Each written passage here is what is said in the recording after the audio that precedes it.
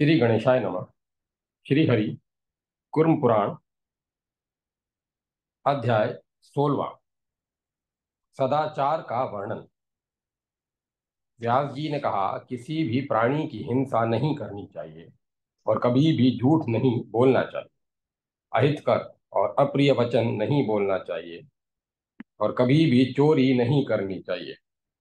दूसरे के तृण, शाक, मिट्टी अथवा जल का भी अपहरण करने वाला प्राणी नरक प्राप्त करता है। राजा, शूद्र तथा पतित व्यक्ति से दान नहीं लेना चाहिए। अशक्त होने पर भी दूसरे से याचना नहीं करनी चाहिए। विद्वान व्यक्ति को निंदितों पाप में रत का परित्याग करना चाहिए। नित्य याचना करने वाला नहीं होना चाहिए और एक ही व्यक्ति से दोबारा नहीं मांगना चाहिए। याचना करने वाला दुर्बुद्धि व्यक्ति दाता के प्राणों का ही हरण करता है।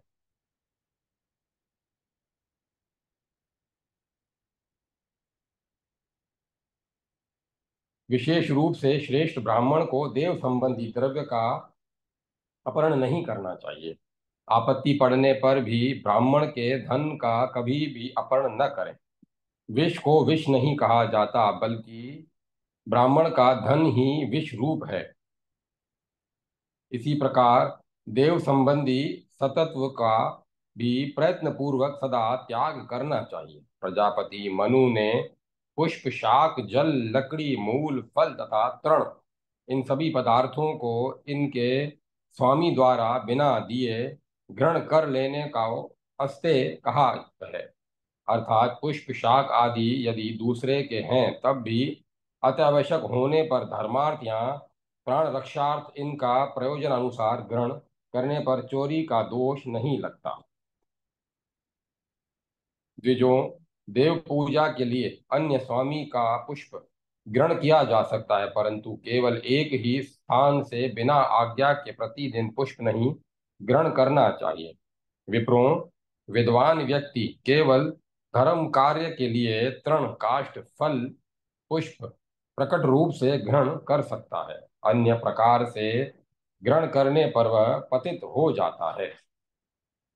ब्राह्मणों, धर्म जानने वालों ने यह मर्यादा स्थिर की है कि केवल भूख से पीड़ित व्यक्ति रास्ते में स्थित तिल, मूंग अथवा यव आदि पदार्थों को एक मुट्ठी मात्र ग्रहण कर सकता है। दूसरे जो भूख से पीड़ित नहीं है ऐसा नहीं कर सकते। पाप करके धर्म के बहाने किसी व्रत का अनुष्ठान नहीं करना चाहिए। व्रत के द्वारा पाप को छिपाकर जो स्त्री और शूद्रों का प्रवचन करता है वह विप्र इहलोक तथा परलोक में ब्रह्मवादियों द्वारा निंदित होता है। छल के द्वारा किया गया व्रत राक्षसों को प्राप्त होता है। यदि यज्ञोपवीतादि लिंग का अनाधिकारी व्यक्ति इन लिंगों, चिन्हों, लक्षणों को धारण कर वेश बनाकर जीविका का निर्वाह करता है तो वह इन लिंगों के वास्तविक अधिकारी पुरुषों के पापों का भागी होता है और त्रियक, पक्षी आदि योनि को प्राप्त करता है। लोक में धर्म के विनाशक वेडालव्रती, ढोंगी, पापी लोग शीघ्र ही पाप योनि में जाते हैं। उनके दुष्कर्म का यही फल है। पाखंडी, वेद शास्त्रानुमत, व्रत लिंगधारी, निषिद्ध कर्म करने वाले, वाम मार्गी, पांचरात्र और पाशुपत व्रत वालों का वाणी मात्र से ही सत्कार नहीं करना चाहिए। वेद की निंदा में परायण, देवताओं की निंदा में निरत और ब्राह्मणों की निंदा करने में संलग्न मनुष्यों का मन से भी चिंतन नहीं करना चाहिए। इनका यज्ञ कराना, इनके साथ विवाह आदि योनि का संबंध, सहवास तथा सब बात करने से प्राणी पतित हो जाता है। अतः प्रयत्न पूर्वक इनका परित्याग करना चाहिए। देवता के द्रोह से गुरु का द्रोह करोड़ों गुना अधिक दोषपूर्ण होता है। उस गुरु द्रोह से भी शास्त्रीय ज्ञान की निंदा करना और नास्तिकता का भाव करोड़ गुना अधिक दोषपूर्ण है। गाय से, देवता से, ब्राह्मणों से, कृषि से तथा राजा की सेवा से जीविका निर्वाह करने वाले व्यक्ति का कुल दोषपूर्ण हो जाता, क्योंकि ये वृत्ति धर्म की दृष्टि से हीन वृत्ति है। कुविवाह, नित्य अथवा धार्मिक क्रियाओं का लोप, वेदों के अध्ययन न करने और ब्राह्मणों के अनादर करने से कुल दोषपूर्ण हो जाता है। झूठ बोलने, परदारा परदाराभिगमन, अभक्ष्य भक्षण और वेद विरुद्ध धर्मों का आचरण करने से कुल शीघ्र ही नष्ट हो जाता है। अक्षोत्रिय, शूद्र तथा विहित आचार से रहित श्रेष्ठ द्विज को दान कर देने से दाता का कुल शीघ्र ही नष्ट हो जाता है। अधार्मिकों को तथा पाखंडी जनों से युक्त और अत्यधिक रोग से आक्रांत ग्राम में तथा शूद्र के राज्य में निवास नहीं करना चाहिए। द्विज को चाहिए कि वह हिमालय एवं विंध्य पर्वत के मध्य के देश और पूर्व तथा पश्चिम दिशा के समुद्र के तटवर्ती शुभ प्रदेश को छोड़कर अन्यत्र निवास नहीं करे, अथवा जहाँ स्वाभाविक रूप से नित्य कृष्णसार मृग जाति विशेष के मृग मृग विचरण करते हों और जहाँ वेद शास्त्र प्रसिद्ध पुण्य जल वाली नदियां प्रवाहित होती हों, द्विज को वहाँ निवास करना चाहिए। श्रेष्ठ द्विज को नदी के किनारे से आधे कोस तक की भूमि का परित्याग कर अन्य पवित्र स्थान पर नहीं रहना चाहिए और न अंत्यजों के ग्राम के समीप में रहना चाहिए। पतित, चांडाल, कुकस, मूर्ख, अभिमानी, धन आदि के मद से गर्वित गर्वित अंत्यज, मलेच्छ, रजक आदि और अंत्यवा या अंत्यव्यवसायी के साथ नहीं रहना चाहिए। यहाँ घृणा का भाव नहीं है।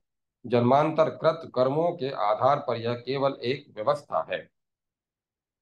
इनके साथ एक शैया पर और एक आसन पर बैठना, एक पंक्ति में बैठकर भोजन करना, बर्तनों और पके हुए भोजन का मेल मिश्रण, परस्पर आदान प्रदान, यज्ञ करना, अध्यापन, विवाह आदि का संबंध, साथ में भोजन करना और 10वां साथ में अध्ययन करना तथा साथ में यज्ञ कराना, ये 11 सांकर्य नाम वाले दोष बतलाए गए हैं।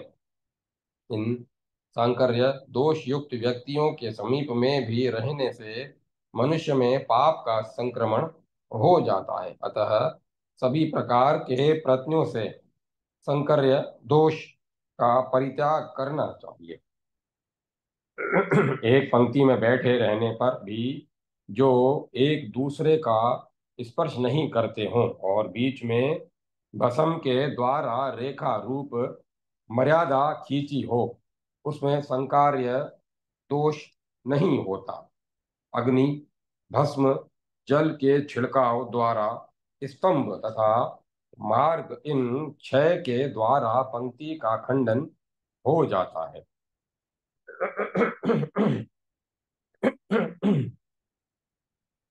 अकारण शत्रुता, विवाद तथा चुगलखोरी नहीं करनी चाहिए। दूसरे के खेत में चरती हुई गाय को किसी को बतलाना नहीं चाहिए। सूतक, अशोच युक्त व्यक्ति से बात न करें और इस किसी के भी मर्म का स्पर्श न करें। मर्म स्पर्श का तात्पर्य है किसी के रहस्य को प्रकाशित कर उसे पीड़ा पहुंचाना। विद्वान व्यक्ति दूसरे को सूर्य मंडल, इंद्रधनुष, चिताग्नि तथा चंद्रमा, चंद्रमंडल न बतलाए, न दिखलाए। बहुत लोगों के साथ और बंधु बांधवों के साथ विरोध नहीं करना चाहिए। स्वयं के प्रति जैसा आचरण प्रतिकूल हो, वैसा आचरण दूसरों के प्रति न करें। पक्ष की तिथि को न कहें, न नक्षत्रों का निर्देश करें। श्रेष्ठ द्विज रजस्वला स्त्री से बात न करे और न ही अपवित्र व्यक्ति से बात करे, देवता, गुरु तथा ब्राह्मणों को दी जा रही वस्तु का निषेध न करें, अपनी प्रशंसा न करें और दूसरों की निंदा का त्याग करें। वेद निंदा तथा देव निंदा का प्रयत्न पूर्वक सर्वथा परित्याग करें। मुनीश्वरों जो द्विज, देवताओं, ऋषियों, ब्राह्मणों अथवा वेदों की निंदा करता है, उसके लिए इस लोक में कोई प्रायश्चित शास्त्रों में दिखलाई नहीं देता। गुरु, देवता, वेद, उपभ्रमण उपभ्रमण इतिहास, पुराण की निंदा करने वाला व्यक्ति सैकड़ों करोड़ों वर्षों से भी अधिक समय तक रौरव नरक में कष्ट भोगता है। देवता, शास्त्र आदि की निंदा होने पर यदि उत्तर देने का सामर्थ्य न हो तो चुपचाप रहना चाहिए। उत्तर में दुराग्रही से कुछ भी नहीं बोलना चाहिए, अथवा उस समय कान बंद कर अन्यत्र चला जाए और उन निंदकों की ओर देखे भी नहीं। विद्वान व्यक्तियों को दूसरे के रहस्यों को जानने का प्रयास नहीं करना चाहिए और जानने पर उन्हें छिपाना चाहिए। अपने आत्मीय जनों के साथ कभी भी विवाद नहीं करना चाहिए। हे द्विजतमो, पापियों के पाप की चर्चा न करें, न अपाप पाप रहित पर पापी होने का आरोप लगाएं, क्योंकि ऐसा करने से वह उसी पापी के समान दोष युक्त होकर तथा मिथ्या मिथ्याभिभाषण रूप दोष से युक्त होकर दो दोषों का भागी होता है। मिथ्या दोष मिथ्याभिभाषण रूप का अर्थ है, इसका आशय यह है कि किसी के पाप की चर्चा से स्वयं में पाप संक्रमित होते हैं तथा वस्तुतः निष्पाप में पाप की कल्पना मिथ्या कल्पना है और इस कल्पना के आधार पर पाप का कथन मिथ्या भाषण है ही। मिथ्या दोषारोपण युक्त व्यक्तियों के रोने से जो अश्रु बिंदु गिरते हैं, वे मिथ्या दोषारोपण करने वाले व्यक्ति के पुत्रों तथा पशुओं का नाश कर देते हैं। ब्रह्म हत्या, सुरापान, चोरी और गुरु पत्नी गमन इन महापातकों की शुद्धि वृद्धजनों द्वारा देखी गई है, अर्थात बताई गई है, किंतु मिथ्या दोषारोपण करने वाले की कोई शुद्धि नहीं है। अर्थात इनकी शुद्धि का कोई उपाय नहीं है। बिना किसी प्रयोजन के उगते हुए सूर्य और चंद्रमा को भी नहीं देखना चाहिए। ऐसे ही अकारण अस्त होते हुए जल में प्रतिबिंबित आकाश के मध्य स्थित ग्रहण युक्त वस्त्राच्छादित अथवा दर्पण आदि में प्रतिबिंबित सूर्य चंद्रमा को नहीं देखना चाहिए। नग्न स्त्री अथवा पुरुष को भी नहीं देखें। मल मूत्र विसर्जित कर रहे या मैथुनासक्त व्यक्ति को न देखें। बुद्धिमान व्यक्ति को अपवित्रता ही की स्थिति में सूर्य, चंद्रमा आदि ग्रहों को नहीं देखना चाहिए। पतित, विकलांग, चांडाल एवं उच्छिष्ट मुख वाले व्यक्तियों को नहीं देखना चाहिए। उच्छिष्ट दशा में अथवा मुख ढककर दूसरे से बात नहीं करनी चाहिए। शव का स्पर्श किए हुए व्यक्ति को जब तक स्नान आदि से शुद्ध नहीं हो जाता तब तक क्रुद्ध गुरु के मुख को तेल या जल में पड़ने वाली छाया को, भोजन करते समय पत्नी को, खुले हुए अंगों वाली स्त्री को, पागल एवं मत वाले व्यक्तियों को नहीं देखना चाहिए। पत्नी के साथ भोजन नहीं करना चाहिए और उसे भोजन करते हुए, छींकते हुए, जमाई लेते हुए तथा आसन पर आराम से बैठे रहने की अवस्था में नहीं देखना चाहिए। जल में अपना रूप तथा नदी आदि के किनारे और गर्त गहरा गड्ढा गड्ढा को नहीं देखना चाहिए। मूत्र को लांग कर नहीं जाना चाहिए और न कभी उस पर बैठना चाहिए। शूद्र को दृष्टा उपदेश, लौकिक विषय का उपदेश नहीं देना चाहिए। साथ ही क्रशर अर्थात तिल, चावल आदि से मिश्रित पदार्थ, खीर, दही, जूठी वस्तु, मधु, घृत, कृष्ण मृग चर्म तथा हवन की सामग्री नहीं देनी चाहिए। विद्वान व्यक्ति इसे शूद्र को व्रत एवं धर्म संबंधी उपदेश न दे। क्रोध के वशीभूत नहीं होना चाहिए और राग द्वेष को छोड़ देना चाहिए। लोभ, दंभ, असूया, गुण में दोष दर्शन, ज्ञान की निंदा, ईर्ष्या, मद, शोक तथा मोह को प्रयत्न पूर्वक छोड़ देना चाहिए। किसी को भी पीड़ा न पहुंचाए। पुत्र और शिष्य को योग्य बनाने के पवित्र भाव से ताड़न करें। कभी हीन व्यक्तियों और तीक्ष्ण उद्धत बुद्धि वाले व्यक्तियों का आश्रय ग्रहण न करें। विद्वान को अपना अपमान नहीं करना विद्वान को अपना अपमान नहीं करना चाहिए, अर्थात हीन भाव नहीं अपनाना चाहिए। प्रयत्न पूर्वक दीनता का परित्याग करना चाहिए। विशिष्ट जनों का निरादर नहीं करना चाहिए और अपने को क्रोधावेश में से शाप नहीं देना चाहिए। नखों से भूमि पर नहीं लिखना, कुरेदना चाहिए। गौ को पकड़ना नहीं चाहिए। किसी नदी के समीप दूसरी नदी नदियों तथा किसी पर्वत पर दूसरे पर्वतों की चर्चा, प्रशंसा नहीं करनी चाहिए।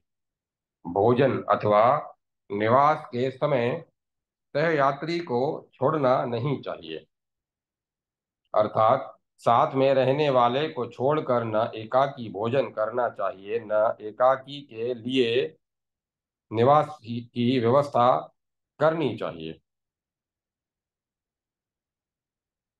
जल में नग्न होकर स्नान नहीं करना चाहिए और पैर से आग का उल्लंघन नहीं करना चाहिए। सिर पर लगाने से बचे हुए तेल का शरीर पर लेपन नहीं करना चाहिए।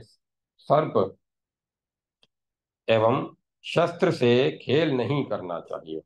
अपनी इंद्रियों एवं गुप्त स्थानों के रोमों का स्पर्श जब चाहे तब नहीं करना चाहिए। अशिष्ट व्यक्तियों के साथ कहीं नहीं जाना चाहिए।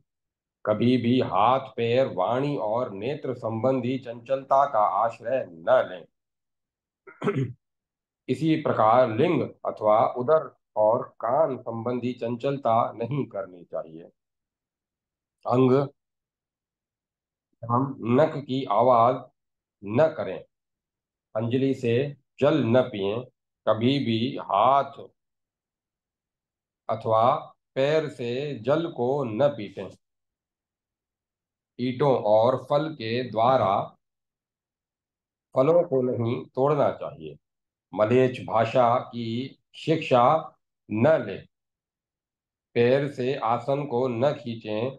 नखों द्वारा काटने, छेदने, फोड़ने तथा लिखने संबंधी क्रिया नहीं करनी चाहिए।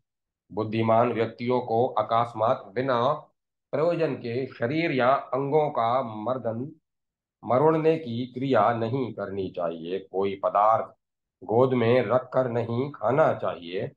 व्यर्थ की कोई चेष्टा नहीं करनी चाहिए। नृत्य, गायन तथा वादन जब चाहे तब नहीं करना चाहिए। दोनों हाथों से अपना सिर नहीं खुजालना चाहिए। लौकिक तथा प्राह विदेशी भाषा की स्तुतियों से देवताओं को संतुष्ट करने का प्रयास नहीं करना चाहिए। पशुओं से जुआ न खेलें, न दौड़ें। जल में मलमूत्र का विसर्जन न करें। जूठे मुख नहीं रहना चाहिए और कभी भी नग्न होकर स्नान नहीं करना चाहिए। नग्न अवस्था में न कहीं जाएं, न पड़ें और न अपने सिर का स्पर्श करें। दांतों के द्वारा नख या रोमों को नहीं काटना चाहिए। सोए हुए व्यक्ति को जगाना नहीं चाहिए। उगते हुए सूर्य के धूप का सेवन नहीं करना चाहिए। चिता के धुएं से दूर रहना चाहिए। शून्य ग्रह में अकेले नहीं सोना चाहिए। स्वयं अपने जूतों को नहीं धोना चाहिए। अकारण नहीं थूकना चाहिए। तैर कर नदी को पार नहीं करना चाहिए। कभी भी पैर द्वारा पैर को नहीं धोना चाहिए। बुद्धिमान व्यक्ति को अग्नि से पैर नहीं सेकना चाहिए। कांटे के पात्र में पैर नहीं धोना चाहिए। देवता की और ब्राह्मणों की और एवं गौ, वायु, अग्नि, गुरु, विप्र, सूर्य तथा चंद्रमा की ओर पैर नहीं फैलाना चाहिए। कभी भी अपवित्र अवस्था में सोना, दूर के दूर की यात्रा, स्वाध्याय, स्नान, सवारी पर बैठना और घर से बाहर नहीं निकलना चाहिए। दोनों संध्याओं, समयों तथा मध्याह्न काल में शयन, अध्ययन, स्नान, उबटन लगाना, भोजन तथा गमन का नित्य त्याग करना चाहिए। ब्राह्मण को चाहिए कि वह जूठे मुंह हाथ से गौ, ब्राह्मण, अग्नि, आसन तथा देव प्रतिमा का स्पर्श न करे। इसी प्रकार पैर से भी इनका स्पर्श न करें। अपवित्रता की स्थिति में अग्नि की परिचर्चा न करें। देवताओं और तथा ऋषियों के नाम आदि का कीर्तन न करें। गहरे जल में स्नान न करें और बिना कारण मल मूत्र आदि का वेग न रोकें। बाएं हाथ से उठाकर अथवा मुख से पशु के समान जल नहीं पीना चाहिए। बिना आचमन किए उत्तर न दें और जल में वीर्य का त्याग नहीं करना चाहिए। अपवित्र वस्त्र,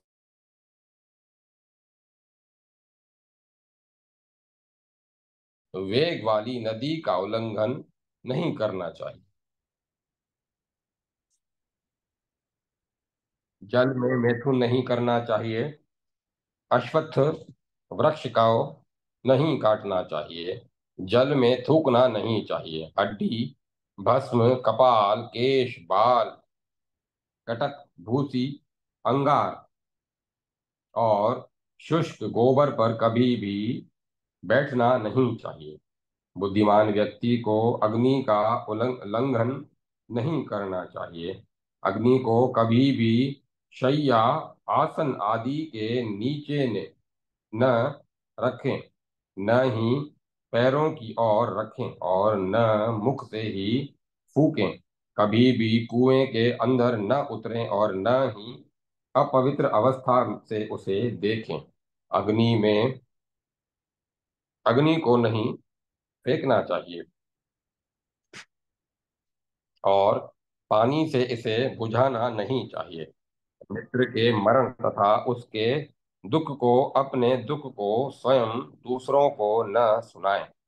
जो विक्रय योग्य न हो तथा जो पदार्थ छल द्वारा प्राप्त हो उसे विक्रय नहीं करना चाहिए। विद्वान को चाहिए कि वह अग्नि को मुख के निश्वास से प्रज्वलित न करे।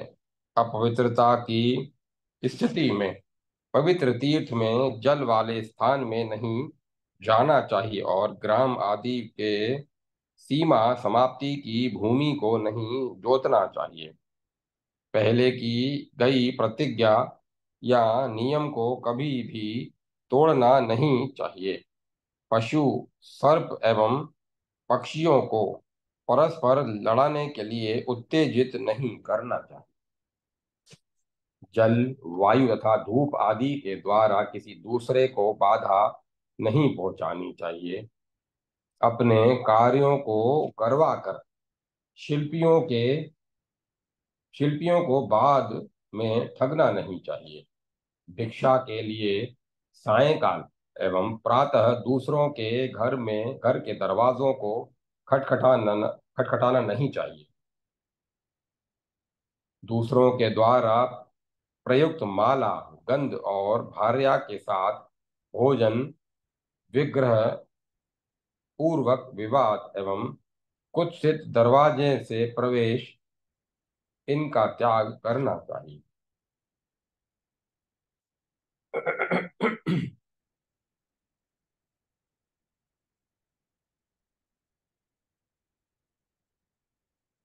बुद्धिमान ब्राह्मणों को खाते हुए खड़ा नहीं होना चाहिए।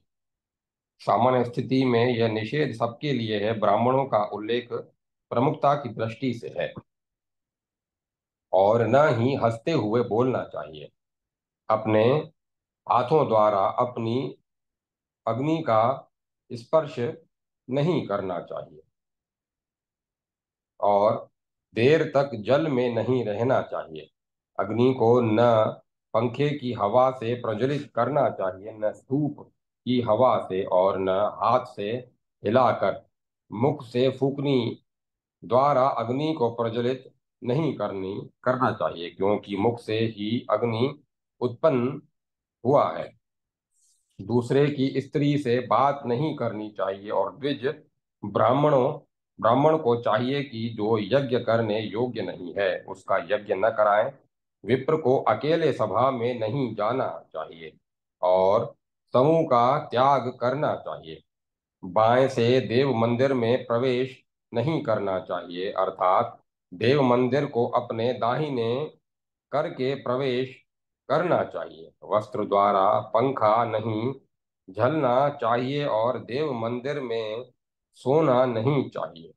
मार्ग में अकेले नहीं चलना चाहिए और न अधार्मिक व्यक्तियों के साथ ही कहीं जाना चाहिए। इसी प्रकार व्याधिग्रस्त शूद्र और पतितों के साथ ही मार्ग में नहीं जाना चाहिए।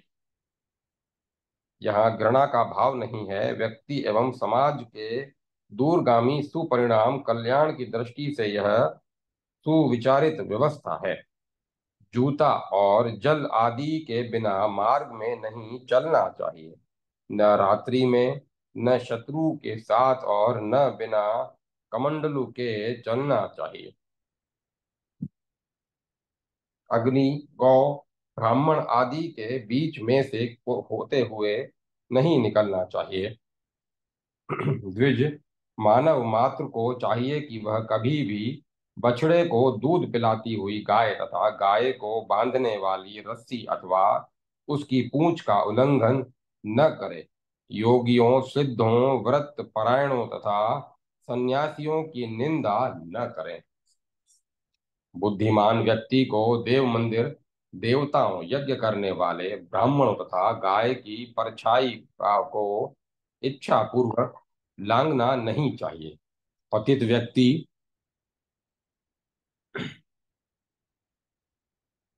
पतित आदि से तथा रोगियों से अपनी परछाई का लंघन नहीं होने देना चाहिए। अंगार, भस्म तथा केश आदि पर कभी भी बैठना नहीं चाहिए। झाड़ू की धूल, स्नान के वस्त्र तथा स्नान से बचे बचे घड़े के जल के छींटे से बचना चाहिए। उसे अपने ऊपर नहीं पड़ने देना चाहिए। द्विज मानव मात्र को चाहिए कि वह अभक्षणीय पदार्थ को खाए नहीं और न ही अपेय पदार्थ को पिए। इस प्रकार 6000 श्लोकों वाली श्री कुरुम पुराण संहिता के ऊपरी विभाग में 16वां अध्याय समाप्त हुआ। जय माता सरस्वती। जय मां। 17वां अध्याय भक्ष्य एवं अभक्ष्य पदार्थों का वर्णन। व्यास जी ने कहा, ब्राह्मणों को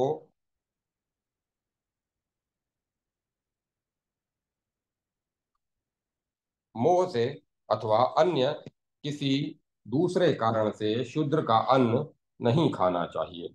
जो अनापत्ति काल में शूद्र का अन्न भक्षण करता है वह शूद्र योनि को प्राप्त होता है।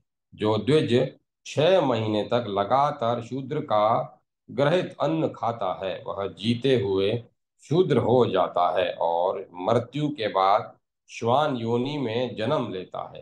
हे मुनीश्वरों, ब्राह्मण, क्षत्रिय, वैश्य तथा शूद्र, इनमें से जिसका अन्न मृत्यु के समय उसके उदर में रहता है, उसे उसी की योनि प्राप्त होती है। अर्थात ब्राह्मण को अन्न उदर में मृत्यु समय मृत्यु के समय है तो ब्राह्मण योनि प्राप्त होगी, आदि आदि।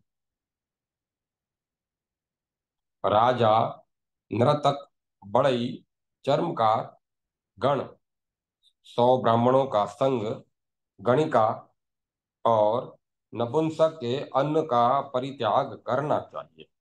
चक्र के आधार पर अपनी जीविका चलाने वाला लौकिक तेली, धोबी, चोर, ध्वजी, मद विक्रय जीवी, गायक, लोहकार और सूतक के अन्न का त्याग करना चाहिए। कुंभकार, चित्रकार, वादृशी, कर्ज लेकर सूद से जीविका चलाने वाला कर्ज देकर सूद से जीविका चलाने वाला, पतित, विधवा के पुनर्विवाह के अनंतर अथवा पति परित्याग भक्त परित्यागता से उत्पन्न पुरुष, क्षत्रिय, नापित, अभिशस्त, चोरी, मैथुन आदि आरोप से ग्रस्त, स्वर्णकार, नट, व्याध, बंधन प्राप्त, आतुर, रोगी, चिकित्सक, व्यभिचारिणी, स्त्री तथा दंडधर, दंड देने वाले, नियामक, जल्लाद आदि का अन्न नहीं ग्रहण करना चाहिए। चोर, नास्तिक, देवनिंदक, सोमलता, विक्रयी तथा विशेष रूप से चांडाल का और स्त्री के वशीभूत तथा उस जिसके घर में उस स्त्री का उपपति हो, समाज द्वारा परित्यक्त, कृपण और जूठा भोजन करने वाले का अन्न ग्रहण नहीं करना चाहिए। पंक्ति से बहिष्कृत, समूह के आश्रित, शस्त्र से आजीविका चलाने वाला, क्लम्ब, नपुंसक, सन्यासी, उन्मत्त, भयभीत, रोते हुए व्यक्ति के तथा अभिशप्त एवं छींक से शुद्ध अशुद्ध अन्न को ग्रहण नहीं करना चाहिए। ब्राह्मण से द्वेष करने वालों, पाप बुद्धि, श्राद्ध तथा अशोच संबंधी अन्न, निष्प्रयोजन बने हुए भोजन, ईश्वर समर्पण बुद्धि से न बना हुआ शव संबंधी तथा ससुर का अन्न नहीं ग्रहण करना चाहिए। बिना संतान वाली स्त्री, भृत्य, शिल्पी, कारीगर तथा शस्त्र विक्रयी का अन्न विशेष रूप से त्याग करना चाहिए। शोण, मद बनाने वाले, जाति विशेष के लोग, स्तुति करने वाले, भाट जाति के लोगों, भिक्षक, जिससे रोग भयभीत हो भिषक जिससे रोग भयभीत हो, विद्यलिंगी और ज्येष्ठ भाई के अविवाहित रहने पर विवाह कर लेने वाले छोटे भाई का अन्न भी ग्रहण नहीं करना चाहिए। 2 बार विवाह करने वाली स्त्री,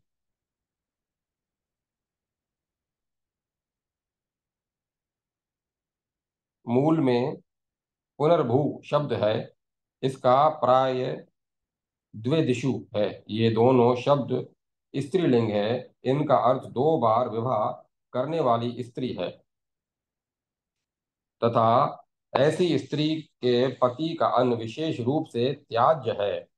अनादर पूर्वक दिया गया, तिरस्कार पूर्वक दिया गया, रोष एवं अभिमान पूर्वक दिया हुआ अन्न, इसी प्रकार गुरु के संस्कारहीन अन्न को ग्रहण नहीं करना चाहिए। मनुष्य का किया हुआ सारा पाप अन्न में स्थित रहता है, इसीलिए जो जिसका अन्न ग्रहण करता है वह उसके पाप का ही भक्षण करता है। आर्थिक, जो शूद्र द्विजाति के घर हल जोत कर उसके पारिश्रमिक रूप में अन्न प्राप्त करता है। कुल मित्र पिता पितामह की परंपरा से जो द्विजातीय के घर रहता आया है तथा अभिन्न सहयोगी है, जो अपने गौओं का पालन करने वाला है, नापित तथा जिस शूद्र ने मन वाणी और कर्म से सर्वथा स्वयं को मैं आपका ही हूँ इस रूप में समर्पित कर दिया है, ऐसे शूद्र का अन्न ग्रहण नहीं ऐसे शूद्र का अन्न ग्रहण किया जा सकता है। बुद्धिमान व्यक्ति को शूद्रों में नाटक आदि से जीविका चलाने वालों, चारण, कथक, कुम्हार और खेत में काम करने वालों का अन्न थोड़ा मूल्य देकर ग्रहण करना चाहिए। द्विजातियों द्वारा दूध का विकार, मक्खन, खोया आदि घृत में पके पदार्थ, गौरस, दूध, सत्तू, पिंडयाक, खली, शिलाजीत, केसर, हींग इत्यादि तथा तेल, ये पदार्थ शूद्रों से ग्रहण किए जा सकते हैं। बैंगन, नालिका साग, नालिका साग नालिका शाक मूल में पठित है, सुश्रुत से इसकी चर्चा है। ग्राम्य भाषा में भसिंड कहते हैं। यह तालाब में होता है। इसके पत्ते नहीं होते, मात्र डंठल होता है। डंठल के भीतर छिद्र होते हैं। आप्त परंपरा में इसका भक्षण निषिद्ध माना जाता है। नालिका साग, कुसुम्ब, पुष्प विशेष, अश्वमतक, मंतक, प्याज, लहसुन, शुक्त और वृक्षक के गोंद का परित्याग करना चाहिए। छत्राक, विडवराहा, ग्राम्य सुकर, शेलू, वन मेथी,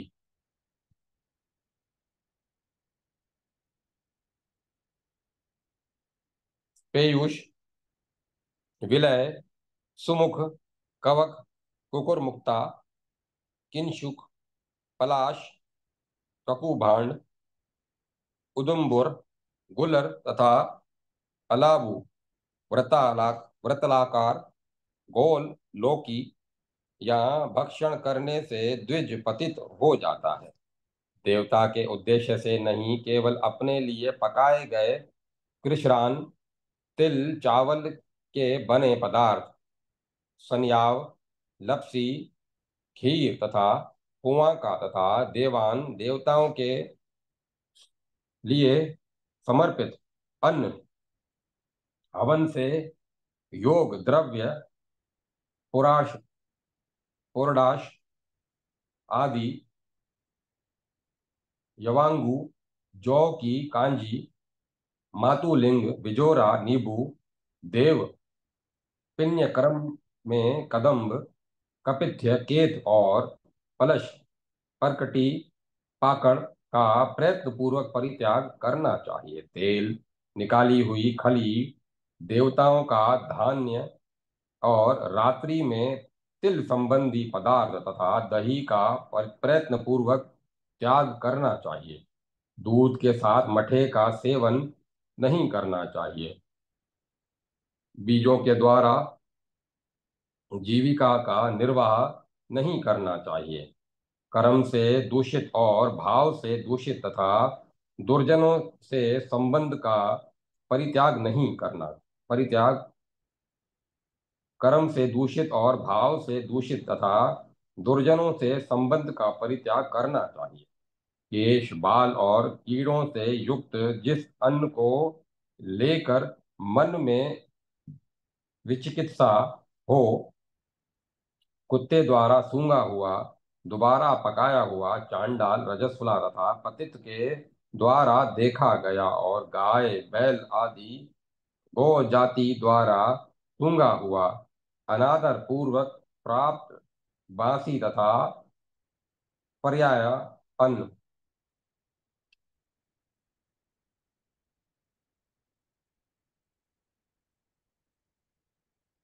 नित्य परित्याग करना चाहिए।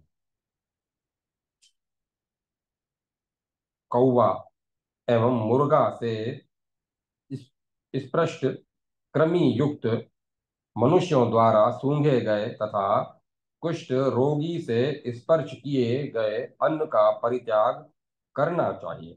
रजस्वला से प्राप्त क्रोध युक्त व्यभिचारिणी स्त्री द्वारा दिया गया और मलिन वस्त्र धारण करने वाले व्यक्ति के द्वारा दिए अन्न का और दूसरे के वस्त्र का परित्याग करना चाहिए। मनु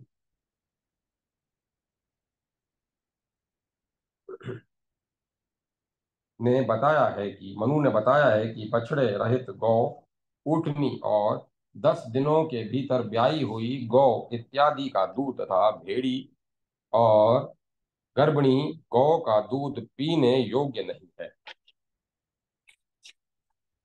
द्विजों को द्विजों के लिए मद न दान देने योग्य है, न पीने योग्य है, न स्पर्श करने योग्य है और न ही देखने योग्य है। ऐसी हमेशा के लिए मर्यादा बनी है। इसीलिए सब प्रकार से मद का नित्य ही परित्याग करना चाहिए।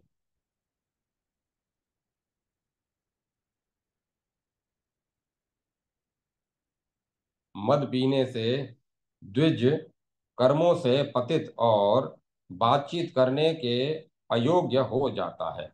अभक्ष का भक्षण करने और अपेय पदार्थों का पान करने से द्विज तब तक अपने कर्म का अधिकारी नहीं होता जब तक उसका पाप दूर नहीं हो जाता। इसीलिए प्रयत्न पूर्वक नित्य ही विप्र द्विज को अभक्ष्य एवं अपेय पदार्थों का परित्याग करना चाहिए। यदि द्विज ऐसा करता है अर्थात इन्हें ग्रहण करता है तो उसे रौरव वन में जाना पड़ता है। इस प्रकार 6000 श्लोकों वाली श्री कुर्म पुराण संहिता में ऊपरी विभाग में 17वां अध्याय समाप्त हुआ। जय माता सरस्वती। जय मां सरस्वती। 18वां अध्याय गृहस्थ के नित्य कर्मों का वर्णन। प्रातः स्नान की महिमा। 6 प्रकार के स्नान। संध्या संध्योपासन की महिमा तथा संध्योपासन विधि। सूर्य स्थान का महात्म्य। सूर्य हृदय स्तोत्र। अग्निहोत्र की विधि। तर्पण की विधि। नित्य किए जाने वाले पंच महायज्ञों की महिमा तथा उसका विधान। ऋषियों ने कहा, महामुने, आप द्विजों के प्रतिदिन किए जाने वाले उन कर्मों का संपूर्ण रूप से वर्णन करें जिनका अनुष्ठान करने से बंधन से मुक्ति प्राप्त होती है। व्यास जी बोले, मैं बतला रहा हूँ, आप लोग ध्यान पूर्वक मेरे द्वारा कहे जा रहे ब्राह्मणों के प्रतिदिन किए जाने वाले कर्मों को और उनके विधान को सुने। ब्रह्म मुहूर्त में उठकर धर्म और अर्थ एवं उनकी संपन्नता के लिए अपेक्षित शारीरिक आयास तथा कब कैसे करना है आदि का चिंतन करें तथा मन से ईश्वर का ध्यान करें। बुद्धिमान को चाहिए कि उषा काल होने पर आवश्यक कर्मों को करके विधि पूर्वक शौच आदि से निवृत्त होकर शुद्ध जल वाली नदियों में स्नान करें। प्रातः स्नान करने से पाप करने वाले व्यक्ति भी पवित्र हो जाते हैं। इसीलिए सभी प्रकार के प्रयत्नों से प्रातः काल स्नान करना चाहिए। दुष्ट और अदुष्ट फल देने वाले प्रातःकालीन शुभ स्नान की भी सभी प्रशंसा करते हैं। नित्य प्रातः काल स्नान करने से ही ऋषियों का ऋषित्व है, इसमें संशय नहीं।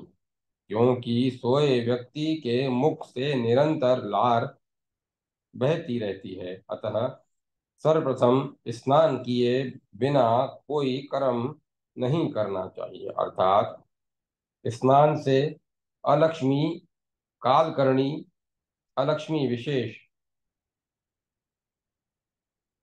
दुख, स्वप्न, बुरे विचार और अन्य पाप दूर हो जाते हैं, इसमें संशय नहीं।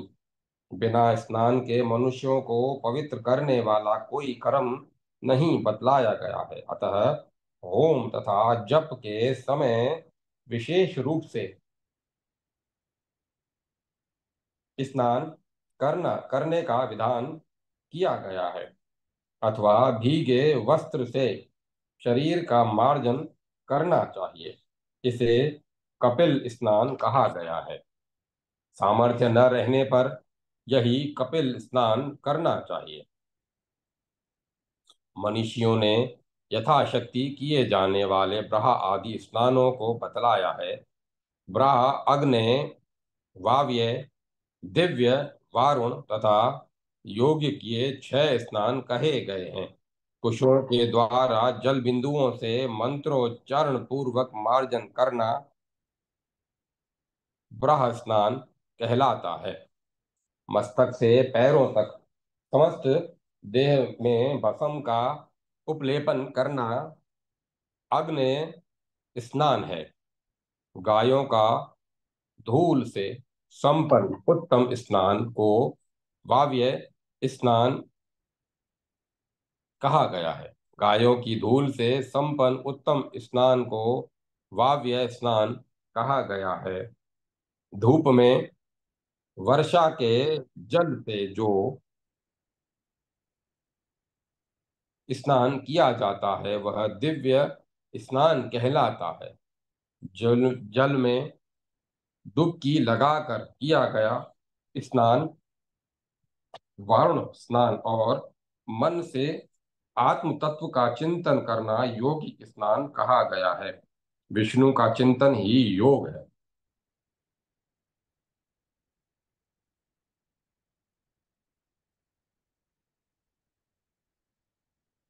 ब्रह्मवादियों से सेवित इस योगिक स्नान को आत्म तीर्थ कहा गया है।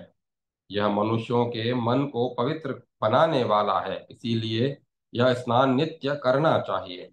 समर्थ होने पर विद्वान को वारुण तथा प्रजापत्य ब्रह्म ब्राह स्नान करना चाहिए। दंत काष्ठ को धोकर विधि पूर्वक इसका भक्षण चर्वण करना चाहिए। दतून करके आचमन कर मुख प्रक्षालन कर प्रयत्न पूर्वक नित्य प्रातः स्नान करना चाहिए। मध्यमा अंगुली के समान मोटा और 12 अंगुल के बराबर लंबा छिलके युक्त दंत काष्ठ से के अग्रभाग से मुख शुद्धि करनी चाहिए।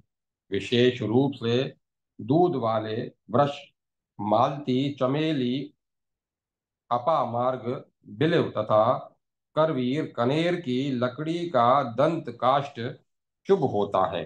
विधि के ज्ञाता को चाहिए कि दोषपूर्ण निषिद्ध दिन को छोड़कर तथा निंदित काष्ठों को छोड़कर बतलाए गए दंत काष्ठों में से किसी एक को ग्रहण कर दंत धावन करना चाहिए। दंत काष्ठ को उखाड़ना नहीं चाहिए, अर्थात किसी छोटे पौधे को पूरा उखाड़ कर उससे दंत धावन नहीं करना चाहिए।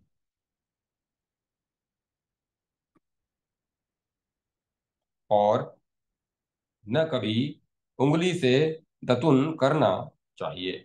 मुख धोने के उपरांत उसे दंत काष्ठ को तोड़कर सावधानी से किसी पवित्र स्थान में यथास्थान त्याग कर देना चाहिए। अन्यत्र पवित्र देश में स्नान करके आचमन पूर्वक देवताओं, ऋषियों तथा पितरों को यथाधिकार मंत्र पूर्वक यथाविधि तृप्त करना चाहिए। तदंतर पुनः आचमन करें और संयत वाणी वाला होकर आपो हिष्ठा इत्यादि मंत्र विभूतियों गायत्री मंत्र तथा वरुण संबंधी शुभ मंत्रों का पाठ करते हुए जल बिंदुओं से युक्त कोशों कुशों के द्वारा अपना मार्जन ओंकार एवं विभूतियों में से युक्त वेद माता गायत्री मंत्र का जप करके तन्मय होकर सूर्य को जलांजलि देनी चाहिए।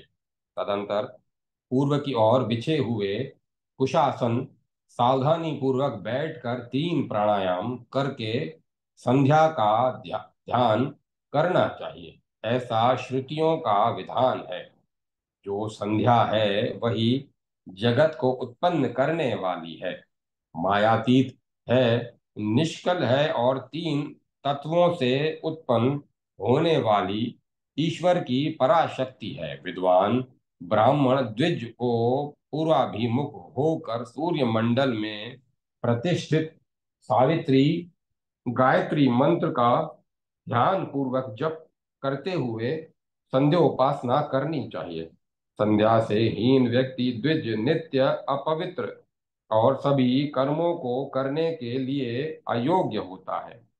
वह जो भी कार्य करता है उसका उसे कोई फल प्राप्त नहीं होता।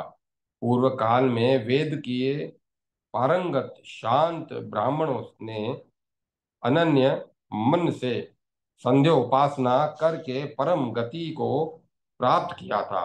जो द्विजोतम संध्या वंदन को छोड़कर दूसरे धार्मिक कार्यों के लिए प्रयत्न करता है वह सहस्त्रों नरकों में जाता है। इसीलिए सभी प्रयत्नों से संध्या उपासना करनी चाहिए।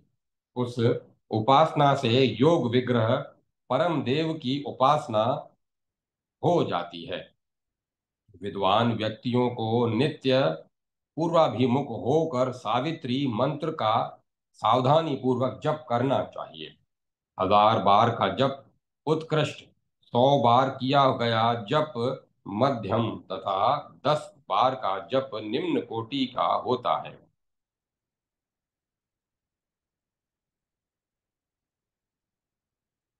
इसके बाद खड़े होकर ध्यान लगाकर उदित होते हुए सूर्य की ऋग्वेद यजुर्वेद तथा सामवेद में वर्णित सूर्य संबंधी विविध मंत्रों द्वारा उपासना करनी चाहिए। महायोग रूप देवादिदेव दिवाकर का उपस्थान करके उसी मंत्र द्वारा भूमि पर मस्तक झुकाकर प्रणाम करना चाहिए और निम्नलिखित मंत्रों से प्रार्थना करनी चाहिए।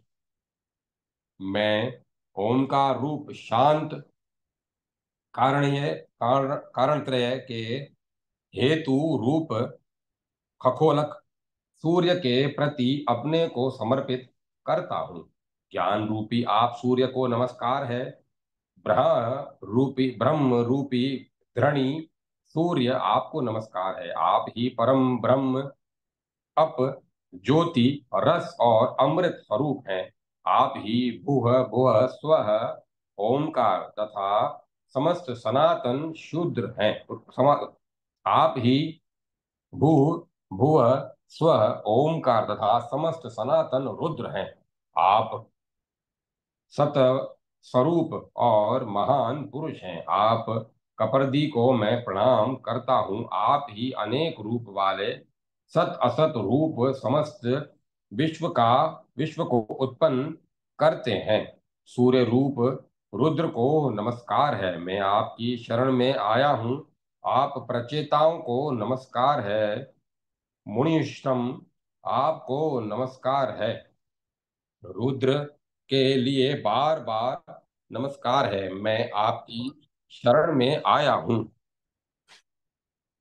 मैं आपकी शरण में आया हूँ। आप हिरण्यबाहु तथा हिरण्यपति को नमस्कार है। अंबिका के पति तथा उमा के पति आपको नमस्कार है। नीलग्रीव को नमस्कार है तथा आप पिनाकी को नमस्कार है। विलोहित भृग और तथा सहस्त्राक्ष आपको नमस्कार है।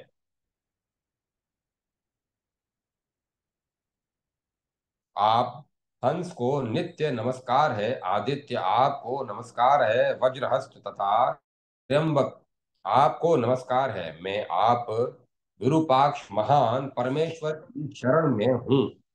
सभी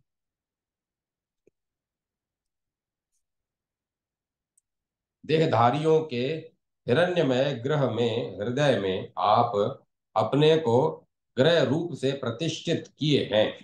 परम ज्योति रूप, परम गति, विशेष रूप पशुपति भीम तथा अर्ध नारीश्वर रूप वाले आप ब्रह्मा को मैं नमस्कार करता हूँ। प्रकाशमान सूर्य रूप परमेष्टि रुद्र को नमस्कार है। उग्र तथा सभी के भजनीय आपकी मैं सदा की शरण ग्रहण करता हूँ। इस सूर्यहृद नामक उत्तम स्तोत्र का प्रातः काल तथा मध्याह्न काल में जप कर दिवाकर को नमस्कार करना चाहिए। ब्रह्मा के द्वारा प्रदर्शित सभी पापों का शमन करने वाले वेदों के सार से प्रकट हुए ब्राह्मणों के हितकारी पवित्र और ऋषि समूहों द्वारा सेवित इस सूर्यहृद स्तोत्र को द्विजातीय द्विजाति कुलों उत्पन्न धार्मिक पुत्र एवं शिष्य के लिए उपदेश करना चाहिए। तदंतर घर आकर ब्राह्मण द्विज को विधि पूर्वक आचमन करके अग्नि प्रज्वलित कर यथाविधि अग्नि में हवन अग्निहोत्र करना चाहिए। अग्न्याधन करने वाला यजमान द्विजातीय यदि किसी अपरिहार्य कारणवश स्वयं अग्निहोत्र नहीं कर सकता तो उसे प्रतिनिधि रूप में ऋत्विक का पुत्र यज्ञोपवीत संस्कार संपन्न पुत्र पत्नी शिष्य यज्ञोपवीति पविति अथवा यज्ञोपवीति सहोदर भाई भी विशेष रूप से आज्ञा प्राप्त कर विधि पूर्वक हवन अग्निहोत्र कर सकता है। हाथ में पवित्री धारण कर पवित्र आत्मा होकर शुक्ल वर्ण का वस्त्र एवं उत्तरीय वस्त्र धारण कर एकाग्र मन से इंद्रियों को संयमित करते हुए अग्नि में हवन करें। बिना कुश के और बिना यज्ञोपवीत के जो भी कर्म किया जाता है वह सब राक्षसी कर्म होता है। वह न इस लोक में फल देता है और न परलोक में। देवताओं को नमस्कार करना चाहिए। उन्हें प्रदान की जाने वाली शास्त्र विहित वस्तुओं में उत्तमोत्तम वस्तुओं को ही निवेदित करना चाहिए। इन्हें देवताओं को पुष्प आदि पदार्थ समर्पित करना चाहिए और वृद्धजनों का अभिवादन करना चाहिए। गुरु की भी उपासना करनी चाहिए, इनका हित करना चाहिए। तदंतर द्विज को यथाशक्ति प्रयत्न पूर्वक वेदों का अभ्यास करना चाहिए। द्विजुतम को जप करना चाहिए, शिष्यों को पढ़ना चाहिए, पढ़े विषयों को धारण करना चाहिए और उस पर विचार करना चाहिए। शास्त्रों का अवलोकन तथा धर्म का विशेष रूप से वैदिक तथा वेद सम्मत शास्त्रों और वेदांगों का चिंतन करना चाहिए। अनंतर योग अप्राप्त की प्राप्ति क्षेम प्राप्त की रक्षा के लिए ईश्वर धार्मिक राजा तथा श्रीमान के समीप जाना चाहिए और द्विज को कुटुंब में के भरण पोषण के लिए विविध प्रकार की संपत्तियों का न्याय पूर्वक साधन चिंतन अर्जन करना चाहिए। तदंतर मध्याह्न समय में स्नान के लिए मिट्टी पुष्प अक्षत कुश तिल तथा शुद्ध गोबर लाना चाहिए। नदियों पुराण आदि में प्रसिद्ध देव ऋषि निर्मित अगाध जल वाले कुंडों जलाशयों सरोवरों झरनों तथा बावलियों में नित्य स्नान करना चाहिए। दोषों के तालाब आदि दूसरों के तालाब आदि में कभी भी स्नान नहीं करना चाहिए। अन्यत्र स्नान असंभव होने पर तालाब आदि में से मिट्टी के 5 पिंडों को निकालकर स्नान करना चाहिए। मिट्टी से एक बार सिर धोकर 2 बार नाभि के ऊपर के अंगों को धोना चाहिए। नीचे का शरीर 3 बार तथा 6 बार पांवों को धोना चाहिए। आंवले के बराबर गीली मिट्टी लेने का विधान है। गोबर का भी इतना ही प्रमाण है। उससे अंगों का लेपन करें। नदी आदि के किनारे बैठकर तिलांगक मंत्रों के द्वारा अंगों की अंगों में मृतिका आदि यथाविधि लेप कर विधि पूर्वक प्रक्षालन एवं आचमन करके सावधानी पूर्वक स्नान करना चाहिए। तिलंगु तिलंग शुभ वरुण संबंधी मंत्रों के द्वारा जल का अभिमंत्रण कर पवित्र भाव से उन अव्यक्त अविनाशी विष्णु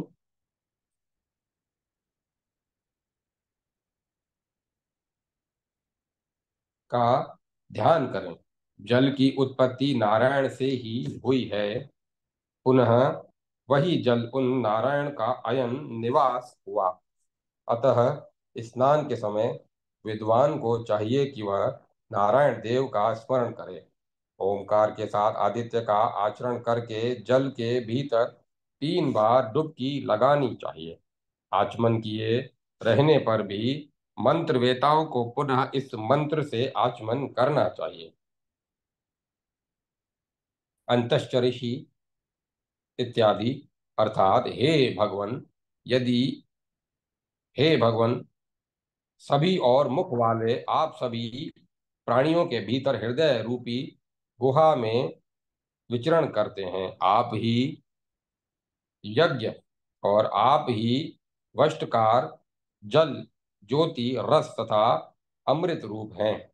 अथवा विद्वान व्यक्ति को 3 बार द्रुपदा 2 चरण वाली या विहरती अथवा प्रणव से युक्त गायत्री और अघमर्षण मंत्र का जप करना चाहिए। तदंतर आपो हिष्ठामयो भुव इदमामह प्रवहत इन मंत्रों और व्यक्तियों द्वारा मार्जन करना चाहिए। तदंतर आपो ही ष्ठा इत्यादि मंत्रों से उस जल स्नान आदि नदी आदि के जल का अभिमंत्रण करके जल के भीतर डुबकी लगाकर 3 बार अघमर्षण मंत्र का जप करना चाहिए। अथवा त्रिपदा गायत्री मंत्र तदिष्णु परम पदम इस मंत्र या प्रणव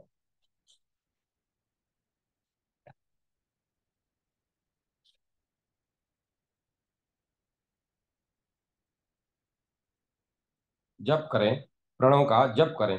अथवा भगवान विष्णु का स्मरण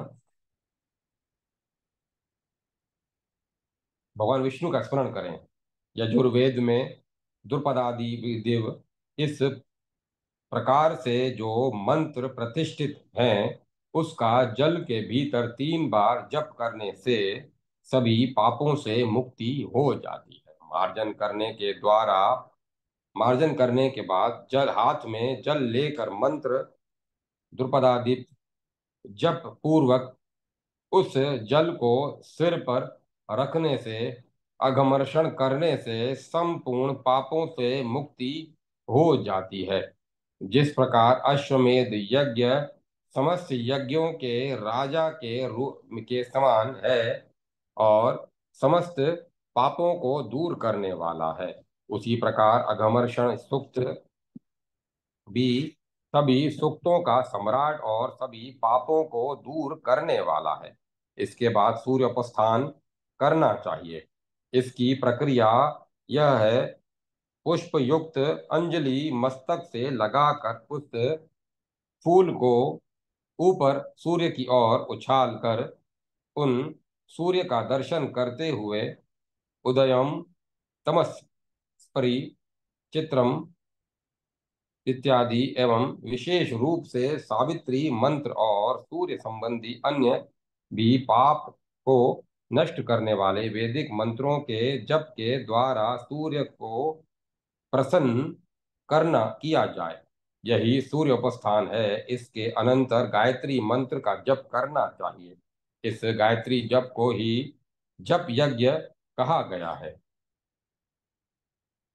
पूर्वाग्रह कुशों पर पूर्वाभिमुख पवित्र होकर बैठना चाहिए और सूर्य का दर्शन करते हुए समाहित चित्त होकर विविध पवित्र मंत्रों, गृह विद्याओं, शतरुद्रीय, अथर्व शीरस एवं सूर्य देवता के मंत्रों का जप करना चाहिए।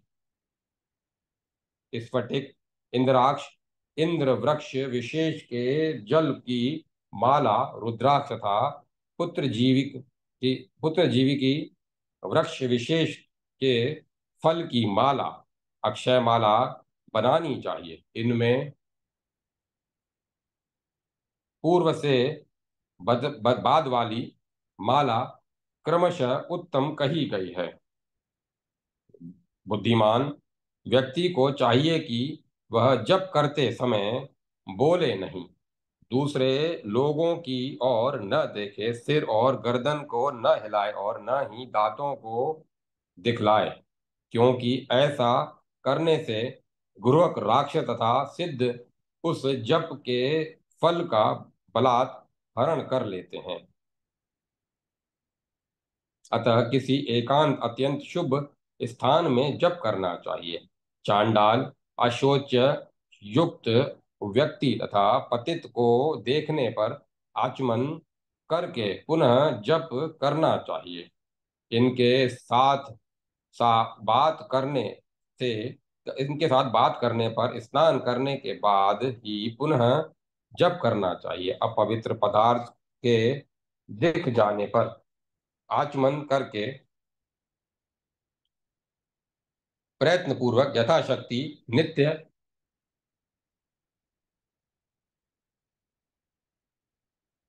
नित्य सूर्य संबंधी मंत्रों और पावमानी मंत्रों का इच्छा अनुसार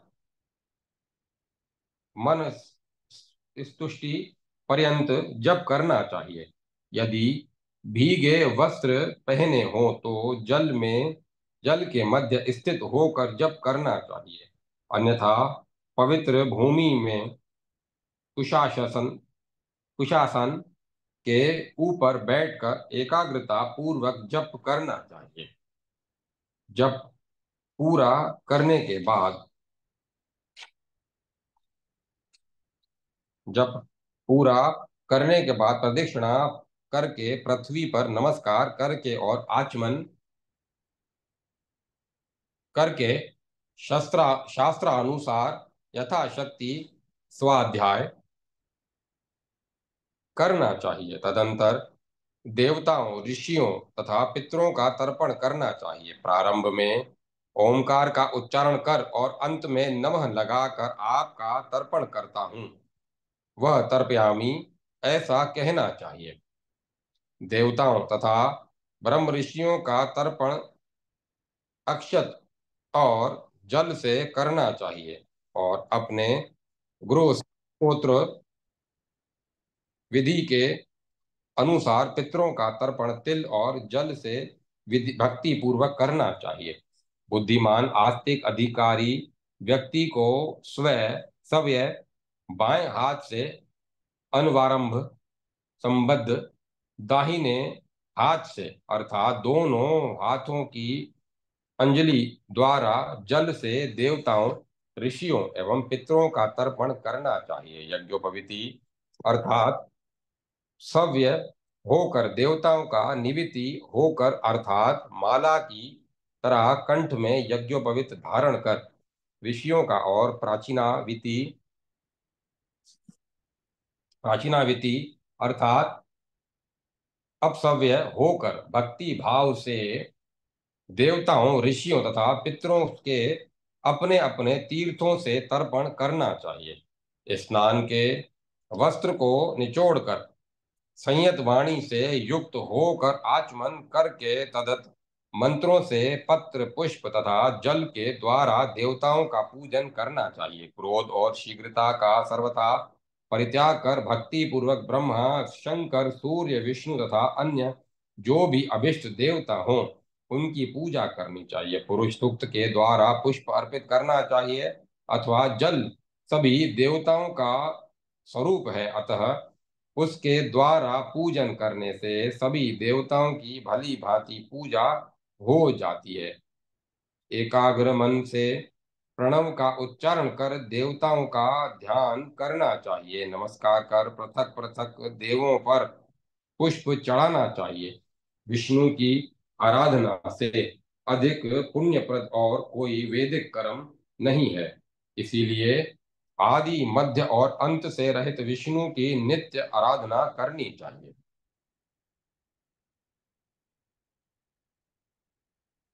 सुदिष्ट हो,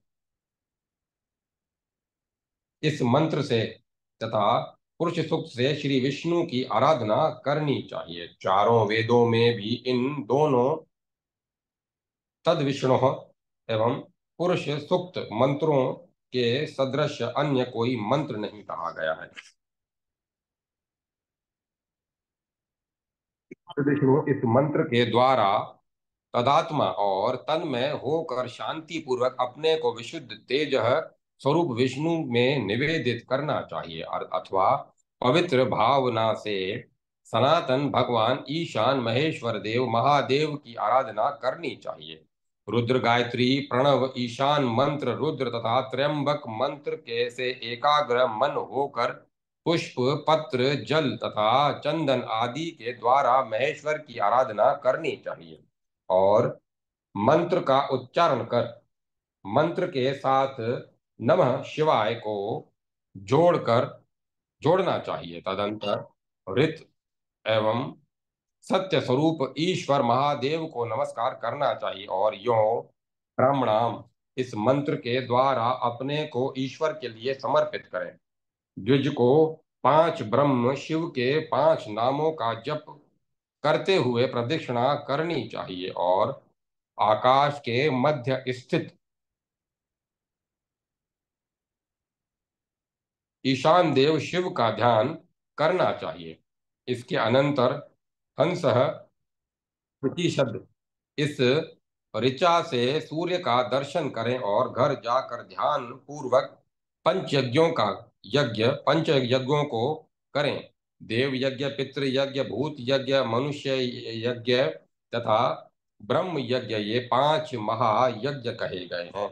यदि तर्पण से पहले ब्रह्म ज्ञान न किया हो तो मनुष्य यज्ञ करने के बाद स्वाध्याय ब्रह्म यज्ञ करना चाहिए अथवा भूत यज्ञ के अंत में एकाग्र चित्त होकर हाथ में कुश लेकर अग्नि के पश्चिम की दिशा में कुश पुंज पर बैठकर यज्ञशाला की अग्नि लौकिक अग्नि अथवा जल में या भूमि पर वैश्वे देव करना चाहिए।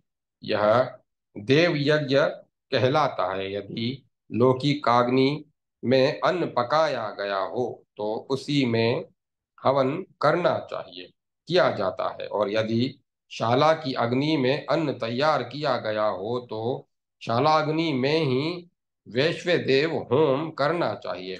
यही सनातन विधि है।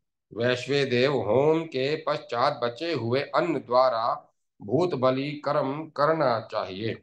इसे भूत यज्ञ जानना चाहिए।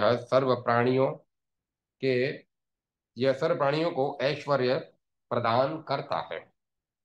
द्विजतमों को घर के बाहर भूमि पर कुत्ता, चांडाल, पतित आदि तथा पक्षियों को अन्न की बलि देनी चाहिए। पत्नी सायंकाल पके हुए अन्न की बलि बिना मंत्र के प्रदान करे, यही भूत यज्ञ है और नित्य सायंकाल और प्रातःकाल किया जाता है। पितरों के उद्देश्य से एक श्रेष्ठ ब्राह्मण को प्रतिदिन भोजन कराना चाहिए। इसे नित्य श्राद्ध कहा गया है। यह पितृयज्ञ उत्तम गति प्रदान करने वाला है अथवा यथाशक्ति कुछ अन्न निकालकर वेद के तत्वार्थ को जानने वाले ब्राह्मण को समाहित होकर देना चाहिए। तदंतर अपने घर आए हुए शांत द्विज अतिथि का मन वाणी तथा कर्म के द्वारा नित्य नमस्कार पूजन एवं अर्चन करना चाहिए। द्विज अतिथियों को यथाशक्ति नित्य हंतकार अग्र अथवा भिक्षा प्रदान करें और उसे परमेश्वर का रूप समझें। ग्रास मात्र अन्न को भिक्षा और उसके चौगुने अर्थात 4 ग्रास के बराबर अन्न को अग्र कहा जाता है। अग्र के चौगुने अर्थात 16 ग्रास के बराबर पर्याप्त अन्न को हंतकार कहा जाता है।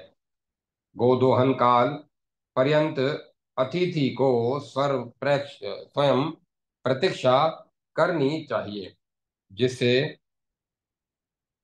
जिस प्रकार अतिथि की पूजा की जाती है उसी प्रकार अभ्यंतगतों की भी यथाशक्ति पूजा सेवा करनी चाहिए। ब्रह्मचारी भिक्षुक को विधिवत भिक्षा प्रदान करें। लोभ रहित होकर याचकों को यथाशक्ति अन्न प्रदान करें। इन सभी के न मिलने पर गौओं को अन्न निवेदित करें। तदंतर भोजन की निंदा न करते हुए बंधुओं के साथ मौन होकर भोजन करें। द्विजतमो यदि द्विज पंच महायज्ञों की बिना किए ही भोजन करता है तो वह मूढ़ात्मा त्रिय योगिनी त्रिय योनि प्राप्त करता है। प्रतिदिन यथाशक्ति किया गया वेदों का अभ्यास महायज्ञ कर्म क्षमा का भाव तथा और देवताओं के पूजन ये शीघ्र ही पापों का नाश करते हैं। जो मोहपूर्वक अथवा आलस्य से देवताओं की पूजा किए बिना भोजन करता है वह नरकों को प्राप्त करता है और बाद में योनि में शुक्र की योनि में जन्म लेता है। द्विजों इसीलिए सभी प्रकार के प्रयत्नों के द्वारा नित्य अपने अधिकारानुसार शास्त्र विहित कर्मों को श्रद्धा पूर्वक करने के बाद स्वजनों के साथ भोजन करना चाहिए। ऐसा करने वाला परम गति प्राप्त करता है। इस प्रकार 6000 श्लोकों वाली श्री कुरुम पुराण संहिता के ऊपरी विभाग में 18वां अध्याय समाप्त हुआ। जय माता सरस्वती, जय माता सरस्वती। ओम नमः शिवाय, ओम नमो नारायण, ओम नमो भगवते वासुदेवाय। ओम तत्सत, ओम तत्सत, ओम। अब कथा को विराम दिया जाता है।